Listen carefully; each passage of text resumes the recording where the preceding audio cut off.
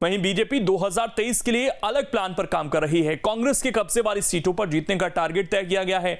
आखिर इसके पीछे के मायने क्या हैं, इसके पीछे की रणनीति क्या है, इस रिपोर्ट के जरिए समझने की कोशिश करते हैं।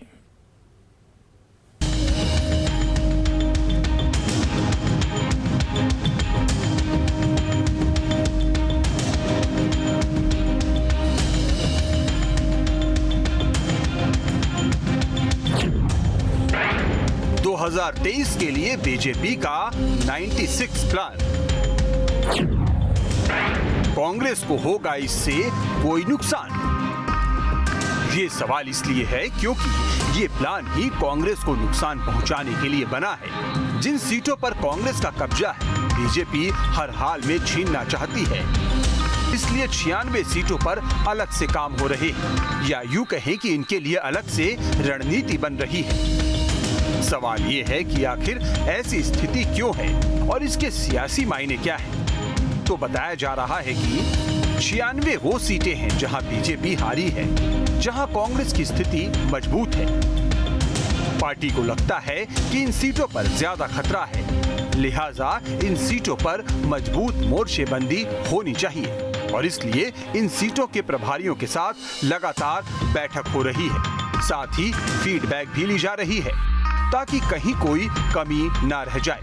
हम सदैव चिंतनशील रहते हैं, सदैव समीक्षारत रहते हैं, चाहे जीती हुई सीट हो या हारी हुई सीट हो।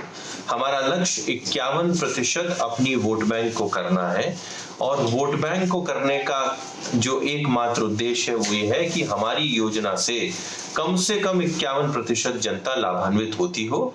इसलिए जो कमजोर सीटें हैं, जो हारी हुई सीटें हैं या अपेक्षाकृत कम अंतर से जीती हुई सीटें हैं, भारतीय जनता पार्टी उसमें एक अलग से रणनीति बना के उस पर फोकस्ड होके काम कर रही है।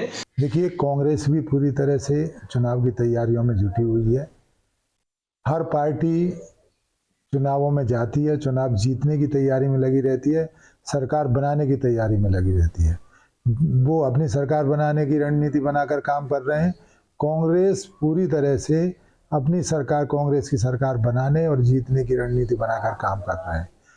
जैसा कि मैंने पहले भी बताया, अब भी बता रहा हूँ, जो विधायक हैं उनको दोबारा जीतने की रणनीति बनाई जा रही है और वो भी कैटेगरी है, अगर कहीं ज़रूरत पड़ती है, टिकट चेंज करने की भी आवश्यकता पड़ती है तो उसे करने में भी कांग्रेस पीछे नहीं हटेगी। उसकी भी तैयारी पूर्णतः कर ली गई है। अब आपको बताते हैं कि 96 सीटों पर बीजेपी प्रभारी क्या तैयारी कर रहे हैं। चुनाव में मिली हार की वजह जानेंगे। हारी हुई सीटों पर बूथों की मैपिंग हो रही है। कमजोर क्यों है, इसका आकलन होगा। कमजोरी दूर करने पर फोकस रहेगा। सामाजिक जातिगत समीकरणों को जानेंगे। समीकरणों के आधार पर चुनावी जमावट होगी।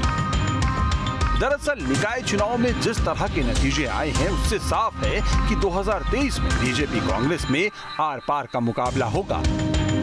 बड़े निगमों में जीत से जहां कांग्रेसी खेमे की उम्मीद बढ़ी है तो वहीं बीजेपी को खतरा महसूस हो रहा है।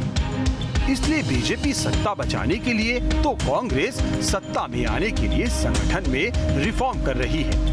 मध्य प्रदेश की राजनीति का जो मॉडल है वो बाइपोलर है। यह मुख्य फाइट कांग्रेस और भाजपा के बीच में ही होती है। आपको पता हो कि 2018 के असेंबली इलेक्शंस के रिजल्ट को देखते हैं तो चाहे वोट शेयर का मामला हो या नंबर ऑफ सीट्स का मामला हो, दोनों में बिल्कुल बराबर की टक्कर थी, जबकि वोट शेयर भाजपा का ज्यादा था। इसका तात्पर्य होता है कि कांग्रेस जिन सीटों पर जीत दर्ज की थी वो थिन मार्जिन से जीती हैं। इसलिए बीजेपी कहीं ना कहीं एक ऐसी स्ट्रेटजी तैयार कर रही है, उन थिन मार्जिन की सीट्स को हम अगले चुनाव में ले लें, क्योंकि हो सकता है कुछ सीटें वो लूज भी कर जाए और उन सीटों से वो कहीं ना कहीं 2023 में 2018 की इबारत को न दोहराए। अब आपको बताते हैं कि आखिर बीजेपी की चुनौतियां क्या क्या है। तो सत्ता संगठन में बेहतर समन्वय बनाना, कार्यकर्ताओं की अनदेखी ना हो पाए, कार्यकर्ताओं के फीडबैक पर काम करना, योजनाओं की पहुंच बढ़ाना, डिलीवरी सिस्टम बेहतर करना, विधायकों की परफॉर्मेंस पर नजर रखना।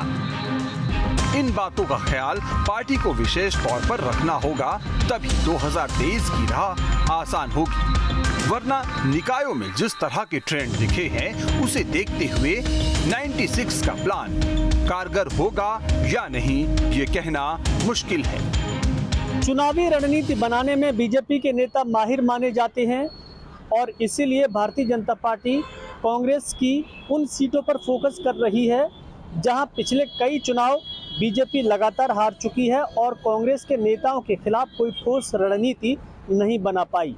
इस बार पार्टी कोई रिस्क नहीं लेना चाहती और खासकर ऐसी सीटों पर फोकस कर रही है जहां कांग्रेस के दिग्गज नेताओं को घेरा जा सके।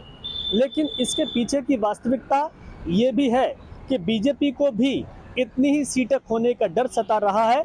उसकी पूर्ति के लिए पार्टी कांग्रेस के विधायकों का विरोध कहीं न कहीं जनता के सामने रखना चाहती है और अपनी रणनीति को सफल बनाने की कोशिश में जुटी है। अब देखना होगा कि वाकई में बीजेपी जैसी रणनीति बना रही है वैसे ही परिणाम मिल पाएंगे या नहीं। अब इसमें खबर तो यह है कि कांग्रेस ने भी हारी हुई सीटों के लिए प्लान बनाया है, यानी दोनों दल एक दूसरे के गढ़ में सेंधमारी की तैयारी में हैं। 2023 में ये एक अलग ट्रेंड दिखेगा।